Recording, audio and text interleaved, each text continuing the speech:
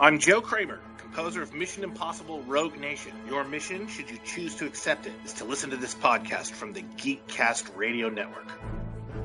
Welcome to The Pull Bag. Join us as we dig out our latest comics and discuss them with a rotating panel of the GCRN crew.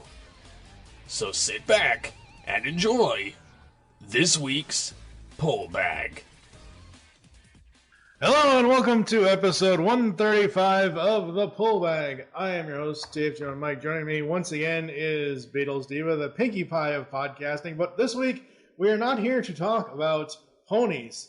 We're here to talk about other animals, and animals that are more anthropomorphic than ponies, but less cute, and they're all in jail.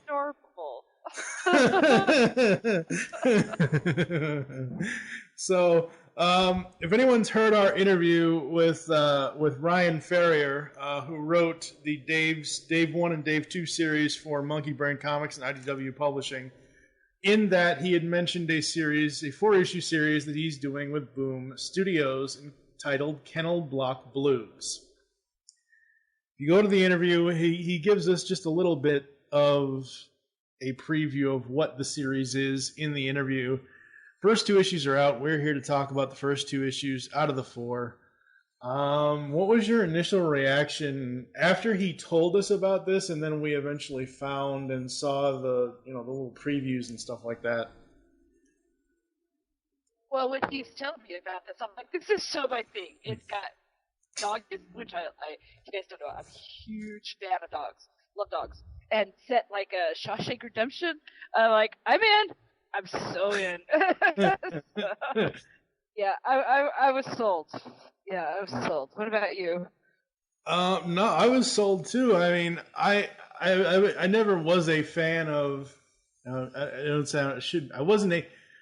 I didn't fall either side of the fence with the Fox show Prison Break. I think I've seen 1 episode of it, but I know the general premise of at least the first season, that the whole point is he's trying to break out of prison. So, basically how Ryan had initially explained this to us was it's Prison Break with animals. And you're right, it has a lot of the Shawshank feel as well. I just don't think there's going to be an island in San Juantaneo, though. That's the only thing. No, I don't think we're going to see Oliver.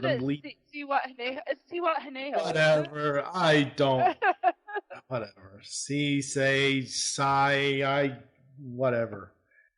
Some Mexican beach. What? Most beautiful. I've never been there. I've been to Mexico, but haven't been there. Mm-hmm. So the main cover is Oliver strolling through the prison yard, and you see the other characters in there as well a little bit. I love the colors on the main cover. Oh yeah, I like how you got, the real life thing and then his imagination. Because Oliver's got quite the imagination. Cute little Boston Terrier. Yeah, he does. He has a lot of imagination. So, for the creative side, it is written by Ryan Ferrier. It is illustrated by Daniel Bayliss. Colors are done by Adam Metcalf. It's lettered by Colin Bell. The cover was done by Daniel Bayliss, I should say, as well. There's a variant cover as well by Nick Pitara. I love the opening. When you go from the front cover to the created by page, I just love the yellow, purple, and the he. It kind of reminds me almost Roger Rabbit kind of. A little bit, yeah. When they're in their cartoon world, So. Yep. Yeah. This is pretty much Toontown, folks. Yep. And Oliver. Perfect age, Jackson. Yeah, Oliver is this guy. Is this terrier dog that he will break out into song at any given moment.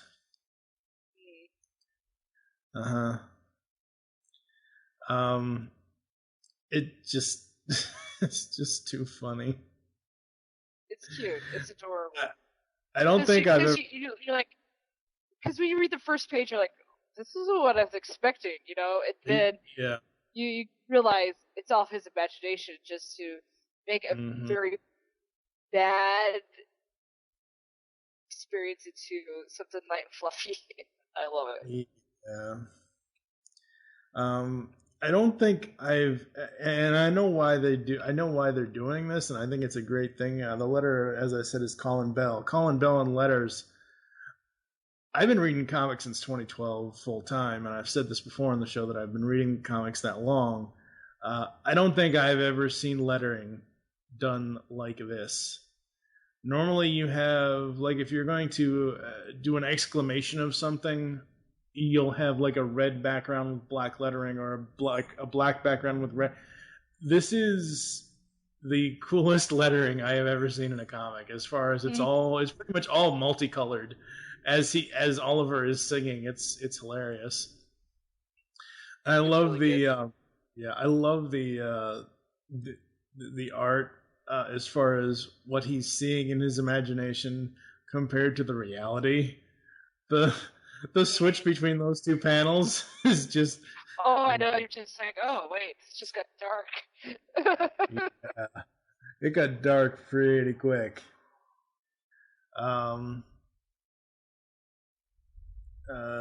So we've got we've got Oliver and these other three inmates that are coming along, and Oliver, they're all standing in a lineup. And you have the first panel is his imagination compared to what it actually is. One of the dogs asks him, "Hey, what's the deal with your singing?" "Oh, sorry, it's just this thing I do when I used to watch these shows with my family all the time. We just love them, so bright and happy, and I just really miss them." I see. I feel so sorry for Oliver for these two issues that we're reviewing. You're just like, oh, I hope he gets back to his family. Yeah. He talks so nice about him, and you're just like, oh, he had such a wonderful life. Yeah. So Oliver meets Cosmo. I love Cosmo. Yeah, Cosmo's awesome. Cosmo is oh God, you and your shot. Oliver is Andy and Cosmo is Morgan Freeman. Cosmo is red. No. When I first saw Cosmo, I was thinking more like a bulkhead character. Oh wow! Wait, which version? Yeah. No, which? No. No. Yes. No, he's more Prime because Cosmo is. He's not. He's not as goofy and as clumsy as anime. Yeah, no. So he's a big guy. Slow guy. Mm-hmm. We have. I would love to see. I'm going to say this right now. We're only an issue in as far as talking about this, but I want to see this 4-issue miniseries. Whatever happens in issues 3 and 4, because they're not out yet. Whatever happens, I want to see this as a cartoon. Because holy crap, this is awesome stuff. You see everything that goes on into a prison, except it's with animals. They've got the giant shower nozzles, basically blasting them down. Yeah, delousing them. They get the clothes. Oliver's still so happy to be there. It's just like, oh look, yeah, I get new shoes. Mm-hmm. And poor Cosmo, his first face palm is one of many that's gonna happen. I love it. I like the reality here. The next panel of the grub hall, so the mess hall. Yeah, the mess hall. Yeah, that's. So Oliver wants to start singing again, and Cosmo's like, "Not again, kid. We got to get to ourselves." Sure, yeah, sounds good. And this is where the next song starts, and you see a mixture of his world and the real world, and it is just the best word I nice could. and fluffy and bright, cheery. As he's literally getting crap beat out of him. Pretty much, yeah. Yeah, all as I can say about this art is the mixture between the stuff in his head and what's actually happening. It's psychedelic. The stuff that happens in his head, the colors. I love it. It's so cool. Yeah, it really it's like is. a summer of love all over again. Mm-hmm. I'm just waiting for somebody to start singing Grease Lightning or something.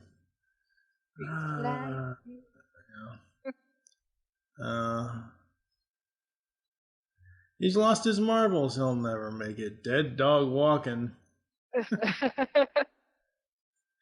He's loony. Crazy mutt. Oh, it's perfect day here in Jackson.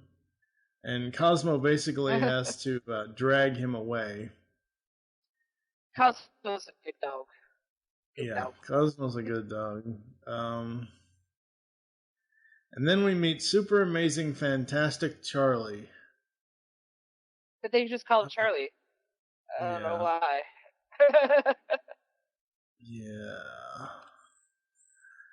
Yeah. We also meet. Sugar. Huh? Sugar. Okay, no, some odd reason I wanted to call her Sally. I don't know why. Oh, because of. I know why I wanted to call her. It's because of Dave's wife. That's why. Anyway, different series, different times. Robots, all that stuff. Robots are nowhere near this. Well, they kind of are. I don't know. Whatever the. I don't know where. The kennel master. No, the kennel master things. The guards or whatever. Because we don't ever really see the guards. We just. Well, we'll get to that here. Yeah. Yeah. So Oliver is pretty much saying that he's talking to Sugar. He's saying he won't be here long. It's all just a bit of a mix-up, really. And then we get this really awesome. This by far is the best panel of the entire issue. Is when it goes just the full 2-page spread of the layout of the prison. Yeah. Oh my god! They're planning like an escape. You can see they're walking around and stuff. I love this. It's really cool. Mm-hmm. I love this 2-page spread. This is so awesome. It really, really is.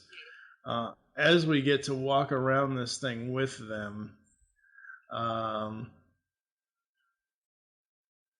basically you get the backstory that the dogs used to rule Jackson, and then the whole joint was their playground, and the cats were just toys for them. We get our alpha Chester must have really ruffled some fur. What they say, though, the bigger they are, the bigger the cheese, the bigger the target.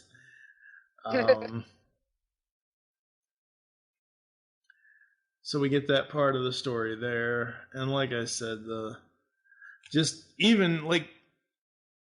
I remember when I read through this, I'm like, okay, I'm getting the story. I then needed to go back, and I wanted to look at the actual floor, because like I said, the art in this, Bayless does an amazing job in the characters and the designs and all that, but just the whole formula of the floor plans that he uses is just so cool.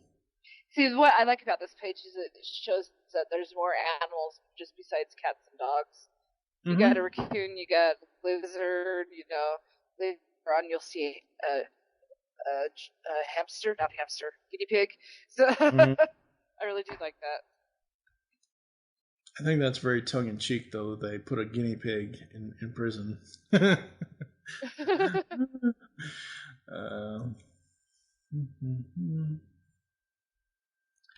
So we have prison yard exercise time, and Oliver's like, "Hey, fellas, mind if I join?" Nuh-uh, this is a serious game for serious dogs, so we don't want your singing here with us. There's a special group for mutts like you. Yeah. Sorry, kid. So we meet Charlie. We meet two others as well. We meet Flubbers and yeah, the blind fellow's Frisky. That's right. Yeah, you don't say much. I think at this point, Charlie's probably going to be the most annoying character out of this series. Oh, I don't mind Charlie. He's like a typical dog. He's just excited to see a friendly face, and he just wants to be a part of everything. I like Charlie. So everybody's running around trying to get the ball. And then we meet the cats. Them's the cats, man. Yep. Oh my god. I just don't know about these guys. What, the cats? Yeah. They look pretty dangerous. Well, yeah. Because apparently supposed to look like. Yeah. You got the Godfather here. Yeah,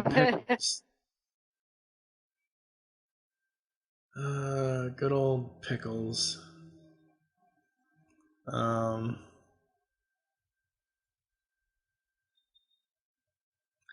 So Oliver attempts to try to get the ball back, and basically we go back to his imaginary world, and the two cats he's up against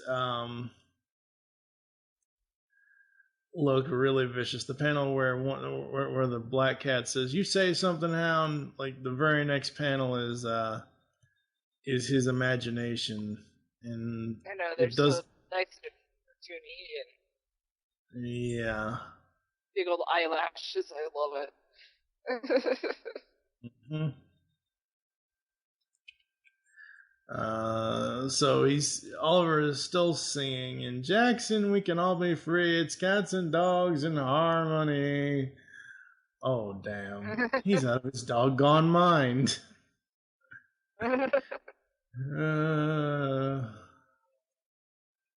Oh boy. So Pickles finally stops looking like the Godfather, and basically they tell him, "Oh, we don't kill on an empty stomach," and he whispers something to Oliver. The cats walk away. He comes back to the group and says, "Guys, Pickles, he wants me to have. I have to give this." "Whoa, sorry, friend, ain't our business. The less I know, the better. Sucks to be you. Well, see ya." Oh, Charlie. Poor Charlie. And then Oliver starts singing again. Yep.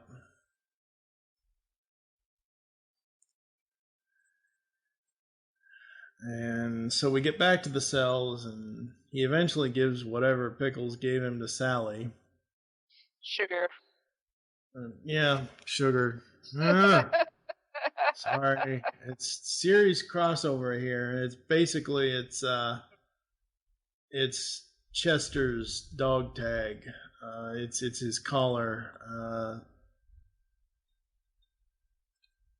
So essentially, what is said here is it's showing that the cat's got a hold of Chester. He's not with this anymore. So the cat's basically showing who's boss around here. Pretty much, yeah.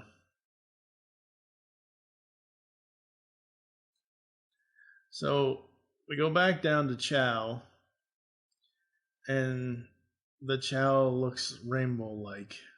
Well, that's what he's picturing. It's basically Yeah, it's basically slop, but the way he's picturing it is it's rainbow and multicolored, and there's all these multicolored bugs around him, and I love all this.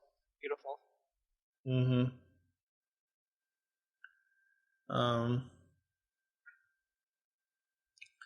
So Sugar goes to face the cats.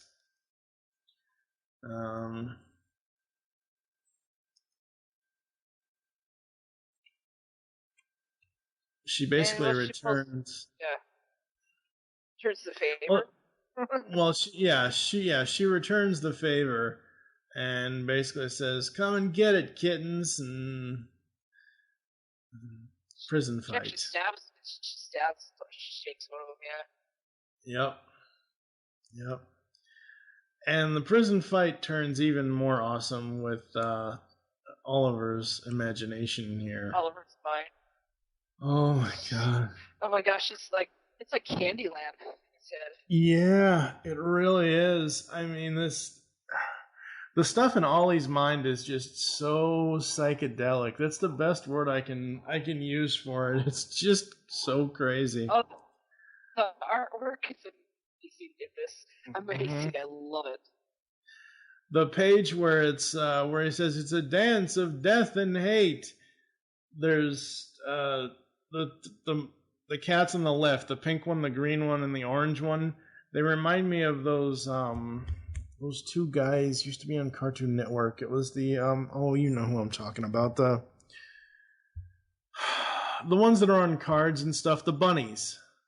What the hell is that called? They're really it's not. I know.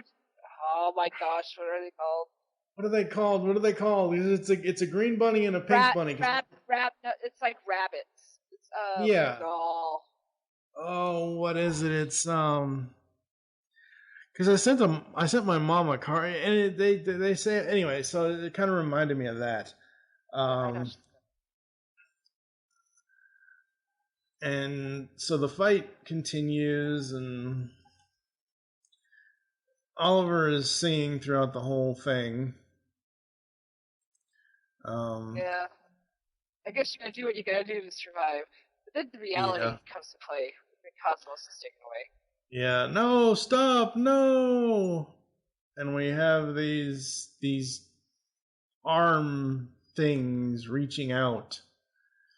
And I guess those are the guard, because we have to this point of the panel where Cosmo says, "I'm not ready to go." We have not seen any guards in the entire prison. We haven't seen any real authority at all. The prisoners just follow the protocol.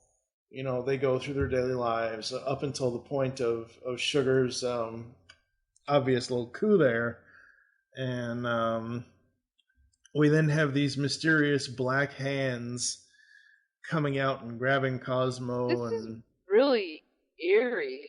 This page is just frightening.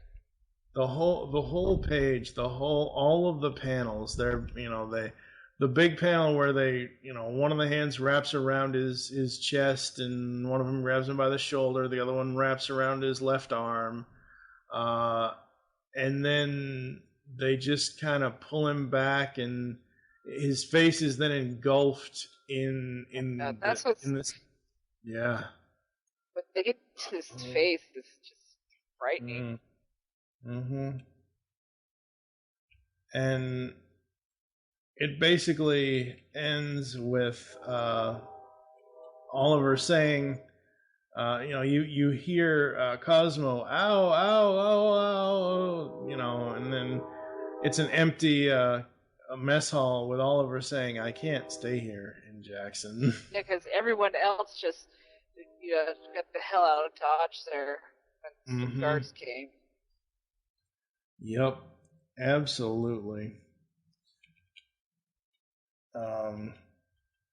And then this first issue was a hell of a ride. It really was. Well, yeah, you got adventure, you got cuteness, you got psychoticness, You got shanking. You got yeah.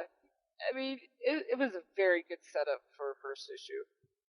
Yeah, it was really, really awesome for the first issue. Like I said before, I love the art. I love the colors. The writing is really, really well done. Like, Dave and Dave 2 was my first exposure to Ryan Ferrier as a writer. So going from that extreme to this extreme of the singing and all that, I'm like, wow. I know, it's real good. It is just so good. good. For Daniel Bayless to actually be able to put what Ryan had in his imagination onto paper was awesome. Absolutely. What would you rate the first issue? I really liked the first issue. I'll give it 4.5 out of 5. I'm gonna give it a 5. I don't want to go completely 5. I have to. I don't want to give it a complete 5 because like next issue better. I know, but I don't. Well, because we've already got the first 2 issues. Obviously, we just went through the first issue, and we're going to go through the second issue in a second. But I'm sorry, all 4 issues at this point, if it continues to be as awesome as it is, might get all 5s from me, because I found nothing I could nitpick here. I found nothing that I found confusing or didn't understand or anything like that, or didn't miss a beat of, oh, hey, wait, why is that going? None of that. Just everything about this series. They didn't have any one Westies. issue. Yeah, one issue. Yeah, one issue in, it's just amazing. I own 2 Westies, so it's just like I want to see my boys in prison. No, you can't stick Nuke and Taser in prison. Oh, yesterday was daylight saving, everyone, and I had to wake them up early, and they made it look like, what is this crap, right? And I'm like, yeah, are you sorry? Nuts? Why are you waking us up this early? The only thing, and this is getting way off topic, but since you brought it up, the daylight savings time. I hate daylight savings time during the spring and summer, because, and now it essentially is 9 months out of the year at this point. We get 3.5 months of no daylight savings time now. I remember where it used to be when I was a kid. It used to be 6 and 6, 6 on, 6 off. I wish we had it that lit like that, but it just, I prefer it to still be dark at 5, 6, 7 o'clock in the morning, and I prefer it to get dark at 6, 7 o'clock at night. It's unnatural for me to have it still, the sun shining still in my window at 8 p.m. It's just unnatural. But anyway, back to Amy State's got it right. Amy what? Amy State, Arizona doesn't recognize it. Yeah. That's why. Yeah, that's true. So, all right. All right, so we have Kennel Block Blues, issue 2 out of 4. The main cover is them crawling up the chimney. And you have different sections listed off. Go ahead. Yeah, I really like this cover. Yeah, this cover is awesome. It's you have different sections of the prison listed off in the cover. Solitary is under where the cats are standing. You've got cell 15, block B, that kind of stuff. I love that floor plan. It's basically the blueprint. Yeah, the blueprints, and they're scraping the blueprint. I love it. Yeah, it's just absolutely awesome. So we open this one up with Oliver singing again. It's not as colorful and bright this time, though. He's really depressed. Yeah. He's very, very depressed. I thought that this opening page was going to make an actual design, like I don't know. I thought it was going to make more of a design, the three panels, because the way that Bayless does the background is part of the bottom of the first two panels is it's like black. It's almost like stalagmites or stalactites. I forget which is which. But it's like, pointy things coming down on them, and I thought it was gonna make more of an overall image, like a logo or an image or something, and it just kind of does. I'm complaining about it, but I'm not gonna take away any points for it. But I just thought there was gonna be a little bit more there to it. I like it. I like the design. Yeah, I like the design too. So Sally, Sugar. Oh God. What? I don't know why. I don't know where you're getting this down from. I don't know. Maybe I have what's her name? Sally Field stuck in my head because she voiced a cat in Homeward Bound. Anyway, even though Sugar's Jack Skellington's girlfriend. So Sugar is doing this speech about the cats, and she basically says, "Wake up, Mets! It's only going to get tougher with those pusses in power." She's not exactly happy with this, and the blind dog, who apparently his look gets worse and worse throughout the series. He's a bunny. He's a bunny? I thought he was a dog. He's a bunny. Yeah. Oh. No, he's a bunny. Wow. That's a long way from being... The cat's blind. The cat's blind. There's a blind cat, and then bunny is his Okay. friend. But also on this page, I gotta admit, the American flag with the dog bones and the paw prints is awesome. Yeah. That is so cool. Yeah. So... basically, the gist of this is Sugar is saying that, dogs deserve freedom. I'm breaking out today. Now, who's with me? And they're all just kind of silent. Crazy, man. Yeah. She's lost it. Sugar's lost it. Mm-hmm. So we then go into the plan of how they're going to get out. And somehow this ends up as all being a setup. I don't want to really... I'm going to say that now, but it essentially is all a setup. But supposedly, their old boss, Chester, had left clues as to a good way to get out of the prison, to escape. Mm-hmm. And we learn that part of this is going by the solitary... confinement section of the prison. Part of it is going to the infirmary and all that stuff. And poor Floppers or Fluppers. The whole left side of his face just yikes. Wow. Mm-hmm. He's not looking good. No. So we get them going through the breakout. Charlie's causing a distraction. The old cat, the friend of Fluppers, goes to the cats. Frisky. Yeah, Frisky goes to the other cats.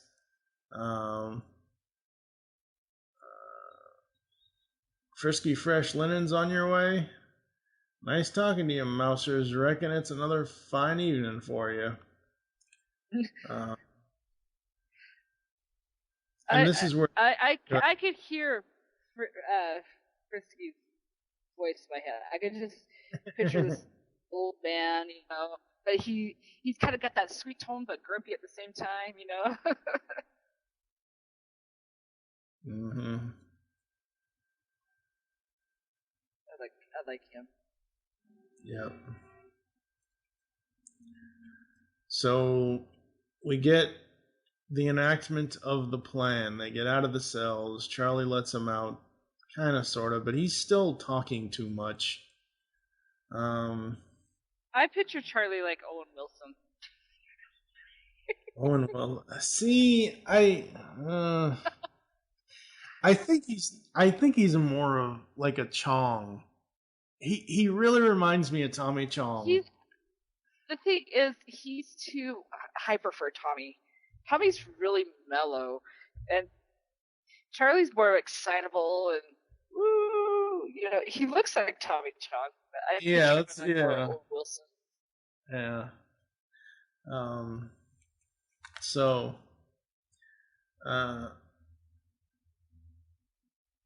So Floppers is not what happened. See, this is the one thing I don't get about this issue. We meet these people, or we meet these other animals, Floppers and Frisky, and we see, as I've already commented on, that Floppers is getting worse and worse and worse. He continually looks horrible. What happened to him? Maybe we'll find out in the next couple of issues. Maybe. I mean, you're gonna find older people in prison. You're gonna find sick people in prison. I mean, it's just like a typical prison yard. You can find the young crowd. You're gonna find the cliques, and yeah. No, I know, and I understand that. I'm just saying it looks like he's got names or something like that. Yeah, I mean, but his health is degenerating over a number of pages. It's not like it's almost instantaneous, is what I'm saying. I'm like, wow, the old money. Yep. Oh God! Please do not tell me he was the original Velveteen Rabbit. Oh my gosh! Whoever made that into a kid story, really? Yeah, I went there, folks.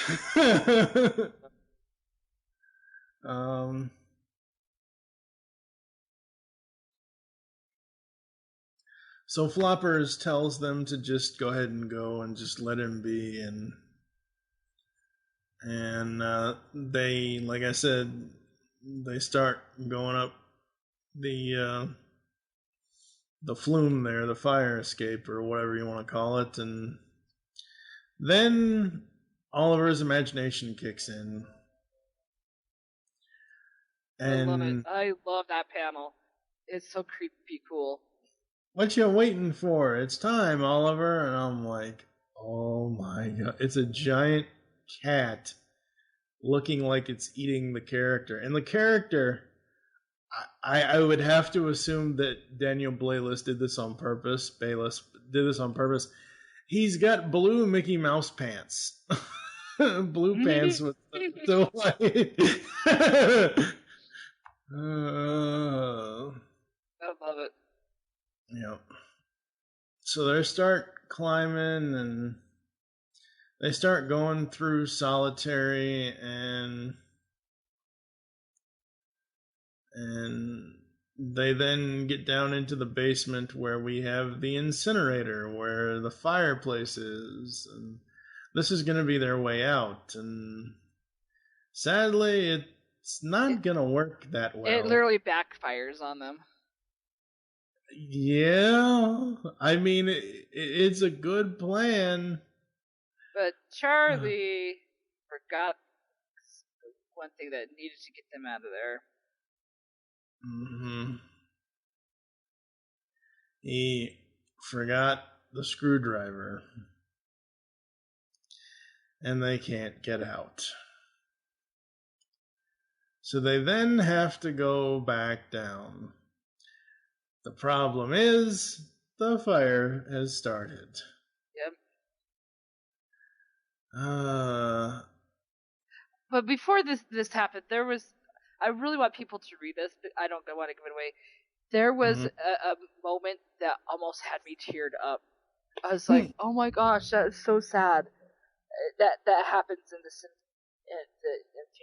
funerary. I can never say that right. Anyways, Yeah. you guys need to read this because, oh my gosh, it was just heartbreaking. You're just like, oh, that moment. Oh, right in the gut, man. Right in the feels. Yeah, because the furnace, it's not your run-of-the-mill furnace. It's a crematorium. Yeah. So. And they find... No, don't say... Which, let that... No. I know. I'm not going to. But... Just... Why? One issue. Seriously, why? Because just... you gotta have that kind of emotion. You gotta have I know, but...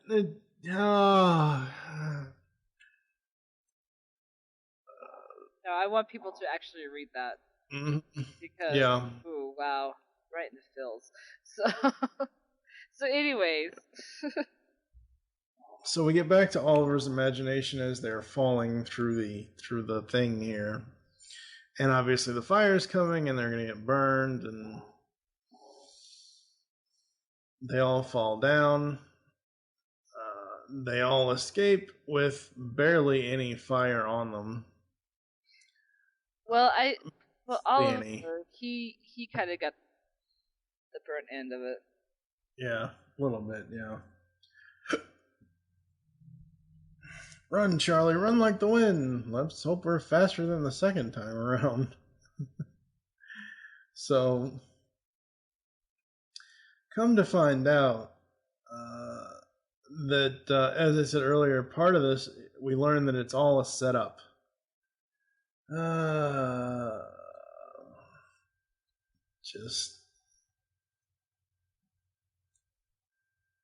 Just no. And we get there's a panel where Sally just Sugar starts going all crazy and the guards grab her and Oliver's like, "Can I go home now?" I know, poor Oliver. He's just yeah. Mm-hmm.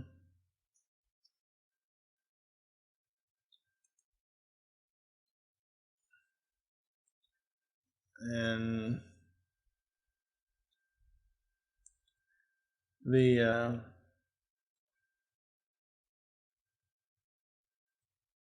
ending is just epic. We're not going to give it away, but the ending is that was a good ending. People really did. I love that's one thing we don't want to give away is this as well because this was man. It was a perfect ending that makes you want. Where's that third issue? You know? Yeah, exactly. I think I might have to direct message Ryan Ferrier and say, "Hey, can we get an advanced copy or something?" Because where is that third issue? Because I'm like, wait, there's no more till next month. What's going on? It's crazy. It's crazy. Yeah, Kennel Block Blues number 3 does not come out until April 13th. What are we going to do for that? That's a long time. And apparently, and this is according to Comixology, Oliver faces his demons in solitary while the prison is ravaged by a deadly outbreak of kennel cough. So, yeah. Wow. These first 2 issues, the second issue pretty much kicked our ass. The first issue was a real nice setup. Basically introduced you to all the characters. The second issue, as you've already said, basically hits you in the feels, and especially in the one moment before they start the escape, and then the ending. Yeah. It's like, there's... Wow. It's just so wrong. This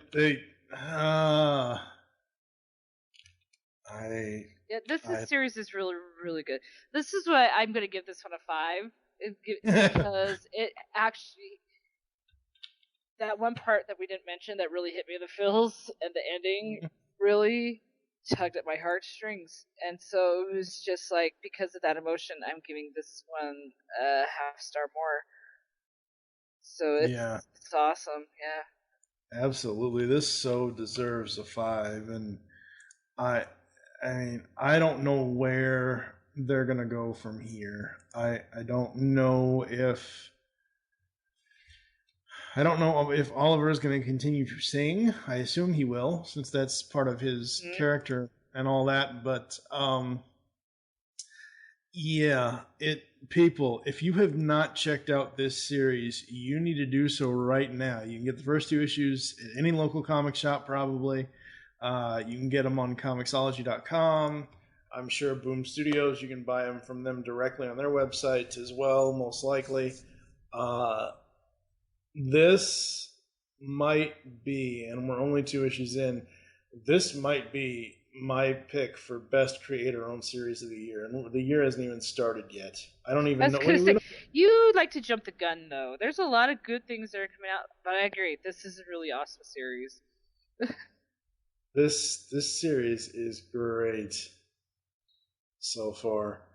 And because it's taking such a dark turn, as we said, inside Oliver's imagination, it's not all bright and shiny anymore. It's taking the elements of Jackson Kennel and turning them much darker than what they actually are in his mind. And it's an amazing turnaround twist adventure. It really, really is. It's really good. It's a fun adventure. Yeah. The good guys and the bad guys, they're all very well written. Yep, absolutely. So we're going to take a quick break here, some ads and some other stuff, and we're going to come back with final thoughts and a few predictions and whatever else. We'll be back in a moment. Hey, this is Ryan Ferrier, writer of IDW's Dave 2 and the upcoming Hot Damn. You are listening to The Pull Bag. It's action. It's drama. It's comedy. It's Decian, the superhero webcomic. Decian's got superhero antics and sexy girls. Read it now at Decian.com. DASIEN.com. So let's say you're looking for a podcast of your favorite 80s comic books. G.I. Joe, Transformers, Ninja Turtles, He-Man, etc. Where are you going to go to find us?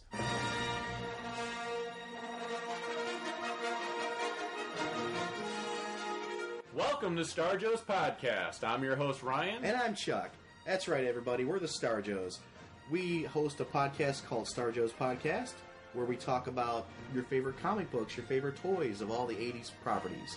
Star Wars, G.I. Joe, Transformers, Mask, Thundercats, Voltron, you name it, we cover it. If it's in the 80s, we'll cover it at some point.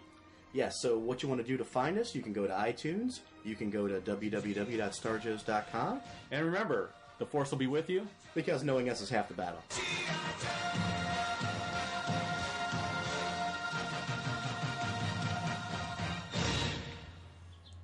All right, folks, we are back, and you got any idea where this is going to go? My prediction is, I don't think Sugar's going to make it out. I don't. I have a feeling when issue 4 comes around, it's not going to be a happy ending. Just because of where it's going. I think it might be happy for one of them.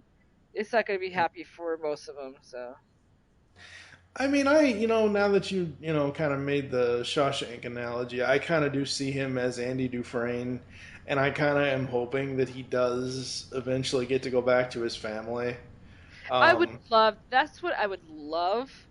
Yeah. He came back with his family. But I don't think Sugar is going to make it. I have a feeling, just because she's a Spitfire, a little Chihuahua, she's her temper is going to probably get the best of her. Yeah. So, well, there's a couple of things I want to know. I want to know, we kind of got a full-on confirmation here in the first 2 issues, but I want to know if Pickles really did off Chester. I assume he did, but I want them to say it in the book unless they're not going to, which we can just assume that he did. I need to know about these guards. Like I'm pretty sure we'll find out. I'm not too worried about that. Because who's running this? Like, that's one of the things I want to know is who's running the prison. Because if you go back and you look at Shawshank Redemption, you had Clancy Brown as the lead guard, as basically doling out all the warden's handiwork and everything else. And I'm like, yeah, we need a Clancy Brown in this. But yeah, that's pretty much going to do it for Kennel Block Blues issues number 1 and 2. Coming up in episode 136, we're going to be doing a bunch of deviations, folks. In March, in the month of March, IDW is doing Deviations Month, and they're taking various stories and characters and franchises and basically throwing them down another alternate path. The 3 that we're going to be doing is Ghostbusters Deviations. The basic plot around that is what if they didn't cross the streams originally? We'll be doing Transformers Deviations. What if Optimus Prime didn't die? And Turtles Deviations. Joe and I will be doing Teenage Mutant Ninja Turtles Deviations, where what if the Shredder actually had the Turtles working for him? So those are going to be all interesting stories. I've read the Transformers one so far, and all I'll say about it is they need to make an animated movie out of that. Don't think they ever will, but they need to. Where can the people find you online? Of course, all you have to do is go ahead and Google Beatlesdiva. Beatles like the band, not the bug. That's me.